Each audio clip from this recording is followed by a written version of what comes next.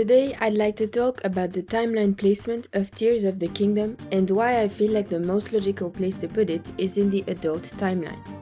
Before we get started, let's knock a few things out of the way that we can disregard right now. We're told upfront in Breath of the Wild interviews these games take place on a timeline. But which one? The Zelda team, Aonuma Onuma specifically, says we can play the game and figure it out, meaning there is an answer. It is on a timeline branch, so the chance of a convergence isn't likely, so we're not talking about that any more than this. Secondly, there is nothing stating northern Hyrule was flooded. Yes, there's a lot of water, but it's also right next to the sea and rivers, so that makes sense. That's why I'm not too keen to put it in the downfall timeline anymore, but I can still see the evidence for that timeline.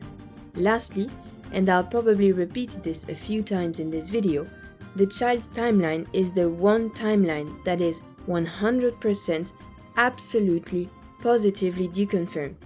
It is literally impossible. And that's where we will start. This is page 401 from Creating a Champion, the localization of the Masterworks, which was published by Nintendo in Japan.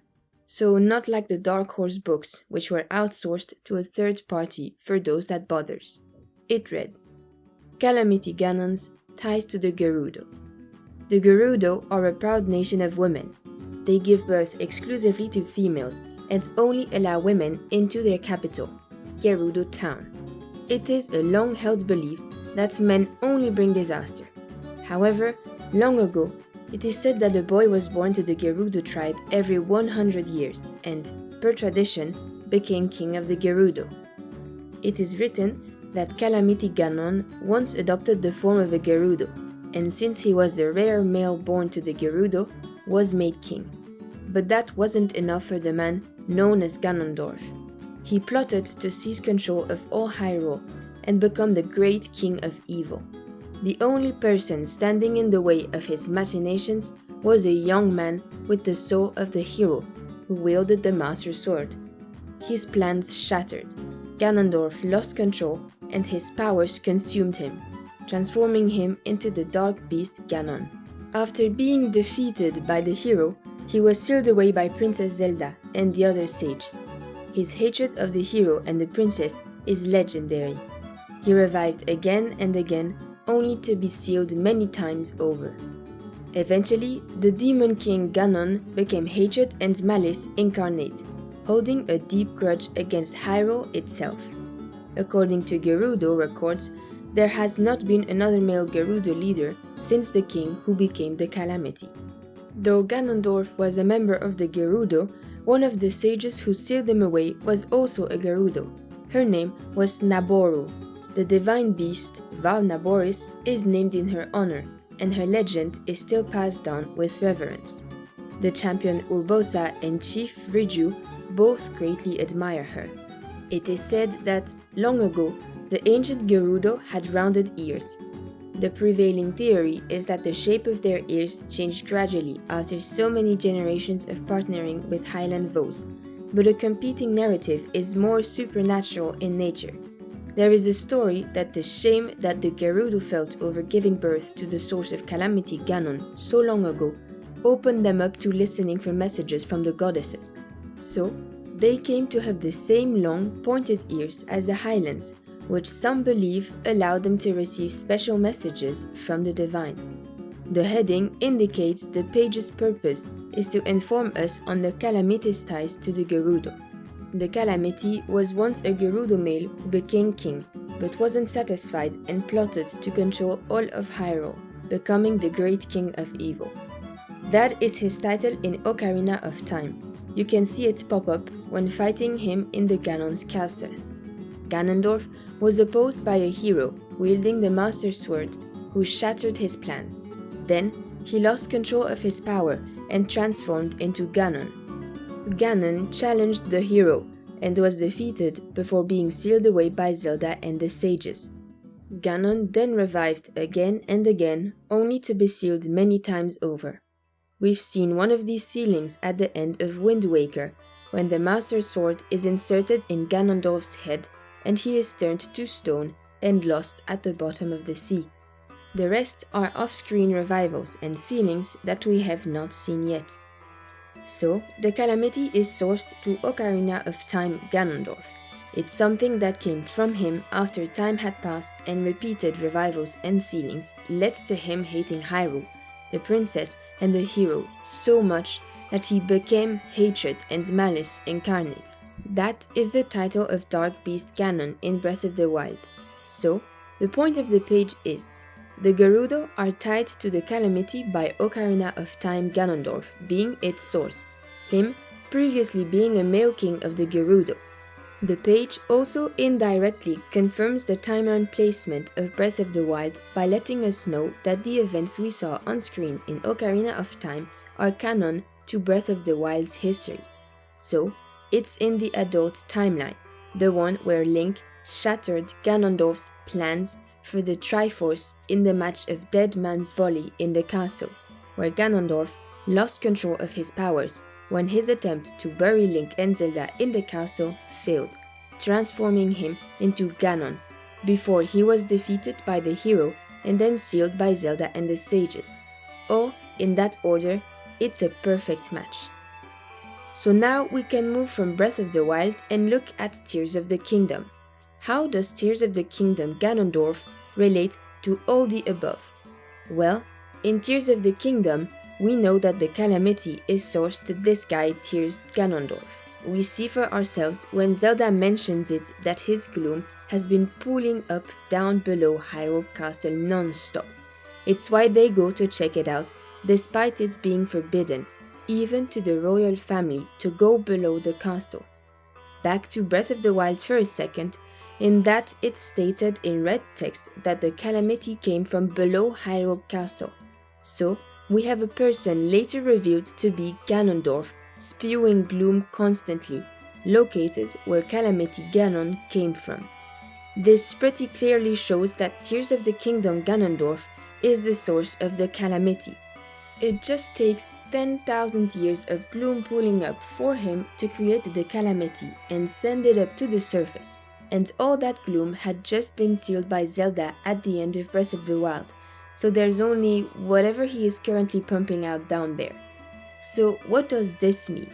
Either everything above is canon and this Ganondorf is also the one mentioned on page 401, Ocarina of Time Ganondorf, or Tears of the Kingdom retconned that page and the source is actually this Ganondorf. Well, is there anything on page 401 that could help us know which it is here? Yes. It is said that long ago, the ancient Gerudo had rounded ears. The prevailing theory is that the shape of their ears changed gradually after so many generations of partnering with Highland Vows, but a competing narrative is more supernatural in nature. There is a story that the shame that the Gerudo felt over giving birth to the source of Calamity Ganon so long ago opened them up to listening for messages from the goddesses. So, they came to have the same long, pointed ears as the Highlands, which some believe allow them to receive special messages from the divine. This tells us that there is a Gerudo timeline of Ocarina of Time when they had round ears, 2. The Gerudo partner with Highland men till their offspring starts to have the pointed ears of the Highlands, 2. Modern pointy-eared Gerudo. Ganondorf in Tears of the Kingdom has round ears. He is Ocarina of Time Ganondorf. If he were a new one and that page were retconned, they wouldn't have went out of their way to match the information on that page. In both the founding era and in modern day, the Gerudo have pointy ears. The only Gerudo who doesn't is Ganondorf. That even a single Gerudo has pointy ears in the founding era means that it comes after Ocarina of Time.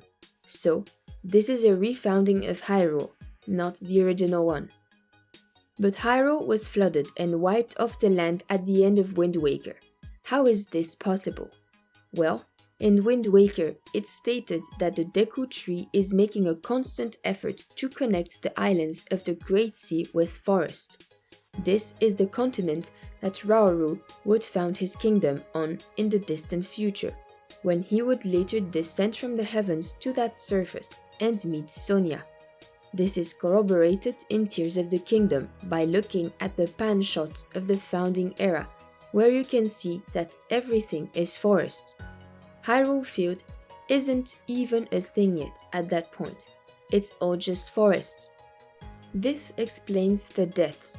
They're directly below the surface of modern Hyrule. The islands of the Great Sea were above ancient Hyrule and Wind Waker, so if those were connected, then ancient Hyrule would be right below them. Of course, the kingdom itself was washed away.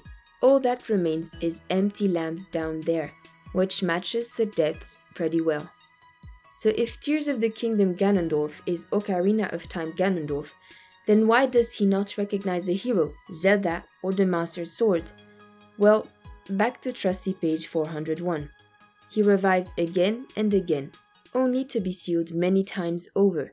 Eventually, the Demon King Ganon became hatred and malice incarnate, holding a deep grudge against Hyrule itself. As I mentioned earlier above, after Wind Waker, Ganondorf revived again and again. The cycle of repeated revivals and sealings eventually resulted in him becoming hatred and malice incarnate, which I take to mean he became super angry. Dark Beast Ganon is stated by Zelda in Breath of the Wild to be his pure enraged form. He lost his wits for a time. That transformation could have robbed him of some of his memories. It's also possible he doesn't recognize Zelda and Link because Zelda is a common name in royalty and Link is a different guy. But if that's not enough, then I thought of two other alternatives too. Revival. In Breath of the Wild, Link is revived in the Shrine of Resurrection after taking fatal wounds. He died and revived. A side effect of this, according to Pura, is the amnesia. Ganondorf didn't just revive one time, it says he revived again and again. Are we really so sure that not a single one of those is responsible for the memory loss of his earliest days of existence back in Ocarina of Time? It's also possible that one of those revivals, since the term is used loosely at times, could be revival through reincarnation as a different guy. Like in Four Swords Adventure, this would mean he's still the same guy at his core. He has Ganondorf's soul, but he's a different guy with no memories of his past life. There's two more things I feel the need for to add. What happened to the Master Sword after Wind Waker? Well, given what we see, it should be down in the depths of the earliest days of the founding of this kingdom, discarded when Ganondorf revived from the seal placed on him by the Hero of Winds at the end of Wind Waker. Ganondorf was below the islands of the Great Seas, in flooded ancient Hyrule. The Master Sword would be down there without some intervention. But is this possible? Does it mesh well with what we see of the founding era in Tears of the Kingdom? Well, yes. Rauru does not know what the Master Sword is, which would make sense if it were lying around discarded somewhere in the depths. We know that at some point it ends up pretty much permanently making its home in Great Hyrule Forest because of the natural sacred power of the earth held in that spot. Someone must have retrieved it and moved it there at some point. Is that possible? Again, yes. Zelda went to the founding era and informed Rauru of the Master Sword's existence. It's likely he would have tasked people with finding the sword. Rauru is traced to the depths. It all lines up well. Page 401 also mentions that there have been no male Gerudo leaders since the one who became Calamity. I've seen people misinterpret this to mean there were no male Gerudos born since him, but the text in question doesn't mention births at all. I'd also like to point out that the text specifies a person, not a time. It doesn't tell us when the Gerudos started their law of only allowing females inside the town and instating female chiefs. It tells us since this guy, which works fine since it's the same guy in Tears' founding era. We see that information, the when, in Tears of the Kingdom, where Ganondorf is, supposedly, according to Rauru, a hero to his people before he kills Sonia and steals her secret stone. Then, he starts trying to conquer Hyrule, and the Gerudo are part of the allied tribes that opposed the Demon King's army in the first part of the Imprisoning War, before Rauru gave the sages their stones. It's said by the ancient Sage of Lightning that he then went around attacking all the free Gerudo villages. She is called the leader of the Gerudo in that scene, not Ganondorf. So, this is when the Gerudo made their law, and the ancient Sage of Lightning was most likely the first Gerudo chief. So, to recap, I think this Hyrule is founded above ancient Hyrule, on the islands of the Great Sea, but way in the future after the islands have been connected by the Deku Tree's efforts. I think so because of Death Mountain. We know he was connecting the islands using his seeds. If the islands were connected with the land of ancient Hyrule down below, that explains where the deaths come from. There would be nothing down there because of Daphne's wish at the end of Wind Waker, just empty land directly below the islands, which about sums up what we see.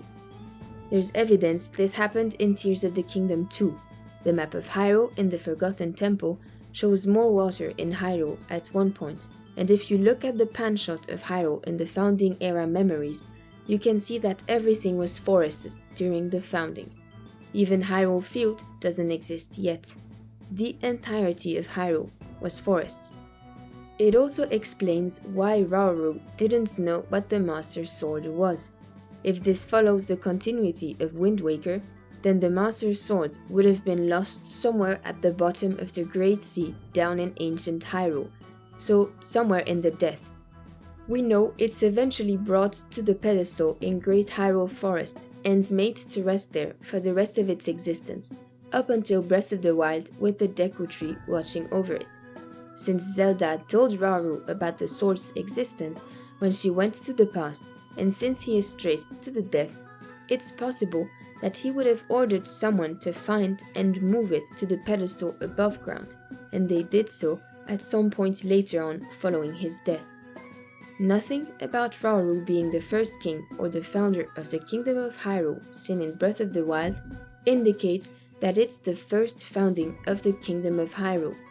He's the first king and founder of Breath of the Wild Hyrule. That's the context. Both Rauru and Zelda are talking about their own kingdom. There are plenty of reasons why it's clearly not the first founding. My favorite two are: creating a champion, page 401, gives us a Gerudo timeline of Ocarina of Time to the Gerudo partner with Highland men till their offspring start to have the pointy ears of the Highland race, to all Gerudo have pointy ears. Well, in Tears of the Kingdom, the Gerudo already have pointy ears during the Founding Era, so the Founding Era is after Ocarina of Time. It's an oversight. No, it's not. In those same scenes, they gave Ganondorf round ears to indicate he's Ocarina of Time Ganondorf. The fact that a single Gerudo has pointy ears during the Founding Era places it after the Gerudo had partnered with Highland men for generations, after Ocarina of Time. The Gerudo are part of the allied tribes, subservient to the King of Hyrule. I'll have you remember that there was a whole war necessary to unite the tribes shortly before Ocarina of Time, the unification war held by that king. The Gerudo were not subservient to any kings of Hyrule up till Ocarina of Time. They had their own king. Some others include Hyrule Castle, having been destroyed in Ocarina of Time in 2 out of 3 timelines and severely damaged in the Child timeline, when the castle in Breath of the Wild is said to have been created after Rauru sealed Ganondorf and has sat there, undamaged, and on that same spot since then. The Temple of Time on the plateau, since people speculate it's the one from Ocarina of Time because of the birthplace of Hyrule Line. Just a quick heads up, it's not. Ocarina's temple is where the pedestal of the Master Sword is. Anyway, it is confirmed to have been created after the founding of Hyrule, after Rauru's death and the original temple having been lifted into the sky. That clashes with what Hyrule Historia tells us. In there it says Hyrule was founded around the Temple of Time from Ocarina. In Tears, the founding came first. The Gerudo Law, removing kings and instating female chiefs, simultaneously disallowing men from entering the town.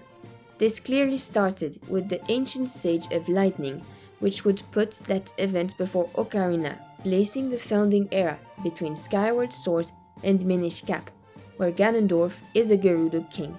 Makes no sense. No one knowing what the Master Sword is during the founding era, when in Ocarina, Na'vi calls it the Legendary Blade. Just to prove my point, nothing from the adult timeline has been altered, changed, called replicas, or anything of that nature. Meanwhile, stuff like the items from Twilight Princess are immediately called into question. They're not the same item, it just looks like those items, and the biggest culprit is the Sword of the Six Sages, known in this game as the Dusk Claymore. In the text where you find it, it reads, "Among these were 4 Hyruleans." How do you get into the rune? You use the power of the 4 sages. They're the 4 Hyruleans. Why isn't this called the Sword of the Six Sages anymore? People only know of 4, the unnamed Goron, the unnamed Gerudo, as well as Naboru from OOT, the unnamed Jirito, the unnamed Zora, as well as Ruto from OOT. Mineru wasn't only forgotten, but she wasn't a Hyrulean. She comes from the heavens first, and foremost, she's a Zonai. The tribes of Hyrule, regardless of race, are Hyruleans. They're not Highlands, but they're Hyruleans. This sword is not the same one from Twilight, and that's purposeful. Phantom Ganon's armor is that armor. In Japanese, they go as far as to say this armor belongs to an interdimensional spirit, which we know for a fact because of his boss fight in Ocarina of Time. He can travel through paintings, and he was trapped in the gap between dimensions. The Bigoron sword is just said to be wielded by a hero who traveled through time. Same with the goddess White Sword that Hylia herself gives to you. Ocarina has no items that are called into question. Same with Skyward Sword, but the second we get into the games on the timeline branches, there's items that are only replicas and copies, or even worse in this case, not even the same weapon, just share the same design. There are some very real things from the child's timeline. I'm not saying there's not. The Dusk Bow is clearly the real bow of light. Both the description and its functionality gives credence to that. The NES Zelda items are real. But then Link's awakening is a costume of that Link. And I know the argument is that it's to fit the art style. But okay, if that were true, Wind Waker Link would be a costume. The Phantom armors would look different, but not at all. The adult timeline is solid. I know a lot of people point to the pajamas of Wind Waker Link, but it doesn't knock it out of the race. Not only does the description of a little fishing village in the south match the location of outset, again, we're told verbatim in creating a champion that Link fought Ganon in Ocarina, and he won.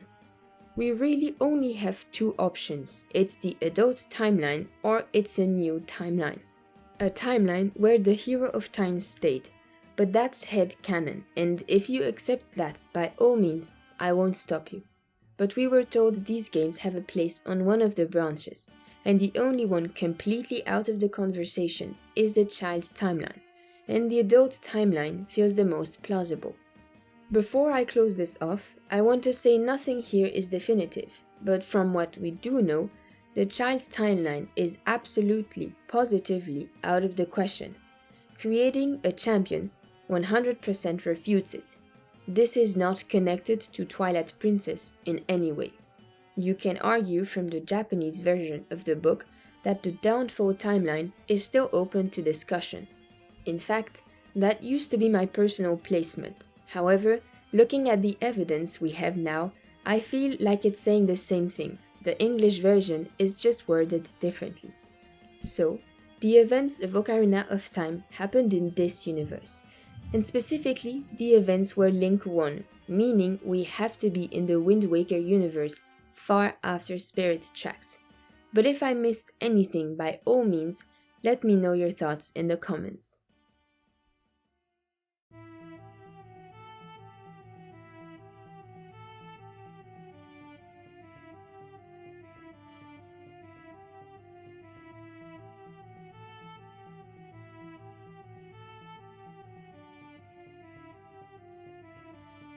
I always see the sentiment that Tears of the Kingdom broke the timeline, that it destroyed 30 years worth of lore, and I don't really agree.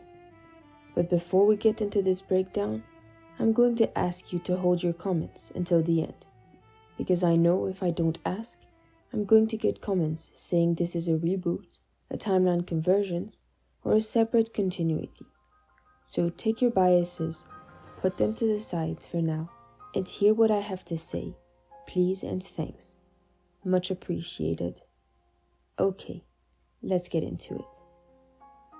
If we look at these games not in a vacuum, but as a part of the universe, and read the interviews, we have more than enough evidence to deduce that's not true. And I'm going to do my best to explain why. Let's start with Masterworks for Tears of the Kingdom. Does it damage the lore? No. And I can explain why. The timeline only shows events relevant to the Wild Era's time frame. It's supposed to be read like a list of bullet points, with no amount of time actually given between events. So it goes like this. First, there was the era of creation. This is when the world is created, as are the secret stones. There is no mention of the Triforce, because this timeline is specifically pertaining to the wild games. Next, the era of the gods. This era refers to the time period where Hylia gifts the Zonai race with the secret stones and make them the guardians of the stone before they ascend to the heavens. When exactly this isn't told. After this, an era where the Zonai prosper in the sky while continuing to mine the depths. Following these events, we have Hyrule's founding. Interestingly, it's saying that the Zonai descended within this era, not just Rauru. They're facing extinction and descend and start to mingle with the surface dwellers, but their numbers decline. So, there is a vague amount of time in between each of these bullet points. The old games are not placed on this timeline and could be anywhere. But dev interviews tell us the old games are prior to Rauru's founding, as does the part stating what Creating a Champion said, that there have been no male Gerudo leaders since the one who became the Calamity. So, no male Gerudo leaders since the founding of this kingdom. Ocarina of Time can't come after Rauru's founding. Ganondorf in Ocarina of Time is a Gerudo king. He is a Gerudo leader. This should be a red flag that this can't be the original Hyrule. In fact, the dev interviews themselves explicitly state as much. There are two together that make this clear. In one of the interviews in questions, the interviewer asks, in the timeline, Skyward Sword is the beginning and Breath of the Wild is the end. But Tears of the Kingdom shows the founding era. Could that be the beginning? And the devs respond with, the timeline isn't meant to be broken down. With that in mind, fans can think of other possibilities. One such possibility is that the founding era seen in Tears of the Kingdom comes after a period of destruction. So, the interviewer said, hey, is true founding correct? Are we seeing the original founding of Hyrule and Tears? And the dev said, that would overwrite the founding era. That's not supposed to happen. You should theorize with that in mind. Maybe the founding era you're asking about comes after a period of destruction. Since then, they were asked, have you heard the theory that the founding era scenes in Tears of the Kingdom are a retelling of Ocarina of Time? namely the scene where Ganondorf kneels before Rauru, and their reply was, "It's not the same scene, of course. Souls are passed down, so characters act similarly throughout time. That scene you're mentioning is an example of that. So Tears Ganondorf is a reincarnation of Ocarina Ganondorf, acting similarly to him because of that. So there's the possibility that it's a refounding, which they gave while saying, don't theorize under the premise that anything overrides anything else. And there's the clarified fact that Tears Ganondorf is a reincarnation of Ocarina Ganondorf, meaning Ocarina comes before the founding era for him to reincarnate there. They've also said in many interviews that Wild is after Ocarina, so Ocarina Ganondorf can't just be a legend based on Tears Ganondorf. Ocarina of Time did happen, and he is a distinct Ganondorf. Next, we should talk about the Zonai. Personally, I don't even think the Zonai were around until Hyrule already collapsed. Hot take, but hear me out. I think it went something like this. Creation era, where we get a new detail that the secret stones were made by the old gods and handed to Hylia. An indeterminate amount of time where the Hyrule Historia timeline happens, and Hyrule then collapses. The Zonai are born and inhabit the surface. Hylia entrusts them with the secret stones. The Zonai ascend to the heavens, while continuing to mine the depths for Zonaite for their technology. The surface dwellers start to form their own societies, while the Zonai are up in the sky. It mentions the Gerudo doing this, while the Zonai watch over them and build some structures to help them. I'm assuming this refers to the wellspring of Hyrule, the water temple, as well as the Stormwind Ark. The founding era happens. It is in this era that the Zonai start to die out, so they descend to the surface and mingle with the surface dwellers, but their numbers continue to decline. Rauru founds Hyrule as one of the last two Zonai in existence, and things progress as we know they would from there. People are assuming, and yeah, that's what it is, an assumption, that the Zonai are at all near the era of creation, just because Hylia gave them the stones. But I don't think that's true. That would place them prior to Skyward Sword. They'd have been up in the sky when she sent the humans on Skyloft. I think it's more likely that she gave them this duty, in whatever way she gave the Sheikah monks of a mere 10,000 years ago their duty to use her future sight to help Lincoln Birth of the Wild. Probably by speaking through her statues, as we've seen she can do. She even asks Link to do something for her, and he does it, freeing Nidra. We also see her give Link heart containers and stamina vessels, and while this is a game mechanic, it is treated as an actual blessing with the whole Nidra questline, so she can give items through her statues. Maybe the stones were imparted in the same way. Either way, if you're going to argue that Hylia giving the stones to the Zonai is an issue past Skyward Sword, then the Sheikah monks should be a problem too. They have her future sight and are doing her bidding. And again, according to Tears of the Kingdom Master works, Ocarina Ganondorf couldn't possibly exist after Tears Ganondorf was sealed, because no Gerudo boys were made into kings after the one that became the Calamity. Same bit of lore from creating a champion, just we know it was referring to this Ganondorf now. Plus, since the Calamity always comes from under Hyrule Castle at the very least, somewhere in central Hyrule, Ocarina Ganondorf couldn't be a Calamity either, because he was born in the Gerudo Desert like the rest of his people. In Breath of the Wild, Calamity Ganon's goal was to grow a new body. That's why it was in an incubating sack, and that's why he had a sort of human doll face when you fight him. If a Calamity could be born with a body, it wouldn't need hundreds of years to grow on, especially since it should be growing stronger as Roru's seal weakens. And notice how I never said Ocarina Ganondorf couldn't exist after Tears Ganondorf because he was male. My point has been that Ganondorf was a Gerudo king in Ocarina of Time. If no male Gerudo leaders, kings, exist after Tears Ganondorf started spawning calamities, then he could not exist before Ocarina Ganondorf, a Gerudo king. And again, the Shaker monks are explicitly servants of the goddess, blessed by her with her future sight. They're placed 10,000 years ago, so Hylia had already been involved with the people of this kingdom even that recently. So her being active before that, before the founding era, isn't really an issue. And trust me, I'm the first one to point out game mechanics versus lore, but nothing about this feels like ludonarrative dissonance because of the Nitra situation. And remember, it was the old gods who made the stones, Din, Nairu, and Faror.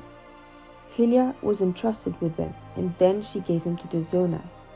So she just gave them the stones, and as we established, she can give items through her statues. And I know someone will bring up how the Zonai are birthed after Hylia, but again, that's not explicitly stated. That's left vague.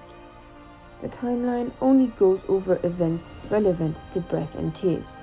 It doesn't tell us where the Zonai births fit in relation to the rest of the games, just in relation to the other events in the Wild Era timeline they're laying out. Most say that the Zonai were born when most of the fandom is assuming that they were just up in the sky during all the games, only returning after Hyrule had already been destroyed, and that's the Tears backstory event, where the Zonai came down at some point. But if we really look at this, that isn't exactly true. The only thing that's said explicitly is that the old gods made the stones, and that they were entrusted to Hylia. The actual timing of the birth of the Zonai, or when Hylia entrusted them the stones, is not clarified at all. I think she gave them the Zonai from her statues because she gave up her goddess form in Skyward Sword's backstory. So from the earliest point in the timeline, Goddess from Hylia is not around to be giving anything away, suggesting that the Zonai have been around since before Skyward Sword, up in the sky where Skyloft was, seems far-fetched. I think the Zonai came into existence later, after Hyrule had been founded and collapsed, and Hylia entrusted the stones to them then. I also feel I need to bring this up now, so someone doesn't argue about the wording of possibilities. That's not the only thing you need to be taking into account, because again, they've also confirmed that this Ganondorf is a reincarnation, and that's why the scene of him kneeling before Roru is so similar to the scene from OOT, where that Ganondorf kneeled before that king. The new masterworks have confirmed that there have been no other male Gerudo leaders since Tears Ganondorf, so none since the founding era, meaning Ocarina Ganondorf can't come later. So, explain how this could possibly be anything other than a refounding when they told us that nothing is supposed to be broken down.